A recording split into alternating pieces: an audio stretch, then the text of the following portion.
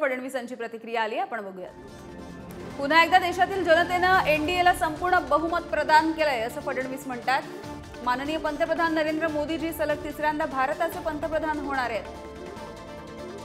मी त्यांचे आणि देशभरामधल्या सगळ्या कार्यकर्त्यांचं अभिनंदन करतो।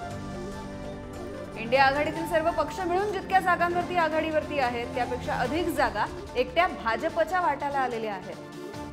शिवाय आंध्र प्रदेशामध्ये तेलुगू देसम पार्टीच्या नेतृत्वामध्ये भाजप युतीला तर ओडिशामध्ये भाजपच्या नेतृत्वामध्ये दणदणीत यश मिळालंय। या दोन्ही राज्यांमधल्या कार्यकर्त्यांचं त्यांनी अभिनंदन सुद्धा केलेलं आहे। उत्तर प्रदेश आणि महाराष्ट्रामध्ये आमच्या काही जागा कमी आल्या।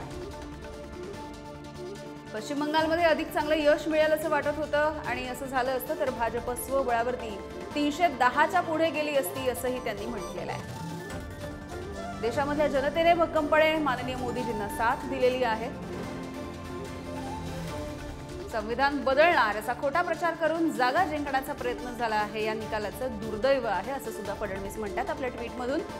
पण तरी निवडणुकीमध्ये जनतेचा जनादेश जसा असतो तसा स्वीकारायचा असतो, तो शिरसावंद्य मानायचा असतो।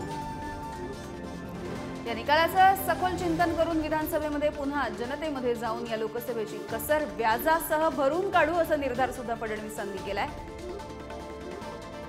महाराष्ट्रातील भाजप, शिवसेना, राष्ट्रवादी आणि महायुतीमधले सर्वच घटक पक्षांच्या कार्यकर्त्यांनी या निवडणुकीमध्ये प्रचंड परिश्रम घेतले आणि ते पुढेही करणार आहेत। मी त्यांचेही मनपूर्वक आभार मानतो।